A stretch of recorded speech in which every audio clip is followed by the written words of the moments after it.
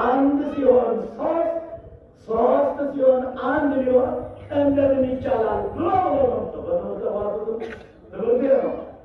አንድ ሲሆን ሶስት፣ ሶስት ሲሆን አንድ ሊሆን እንደምን ይቻላል ብሎ ልብ ሊመረምረው ቃል ሊናገረው አይችልም ብሎ በቃ ይህን ነው የቻልነውን ያህል ተመራምረን የቻልነውን ያህል ጠይቀን መጻሕፍት ያሉትን ብቻ ብሉይ ኪዳንም ይሁን አዲስ ኪዳን ሊቃውንትም ይሁን ሕንፃ መነኮሳት ያስቀመጡልንም የበቁት አባቶቻችን የነገሩንን ከመናገር ውጭ ሌላ ምንም የለንም እንመናል።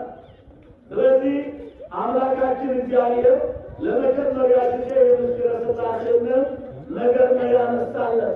ከዛ ቀጥሎ ወደ ጥምቀት ነው የወሰደው። ምክንያቱም ምስጢረ ሥላሴ ስንል ጌታችን ከሦስቱ አካላት አንዱ አካል ኢየሱስ ክርስቶስ ሲያስተምር በወንጌል ላይ በማቴዎስ ወንጌል ምዕራፍ 28 ቁጥር 19 ላይ ወእምነት አጠምቅዎሙ በሉ በስመ አብ ወወልድ ወመንፈስ ቅዱስ ስታጠምቋቸው ማለት ከሦስቱ አካላት አንዱ አካል በሦስቱ መጠመቅ እንዳለበት ሲነግረን ስታጠምቋቸው በአብ በወልድ በመንፈስ ቅዱስ ስም አጥምቋቸው።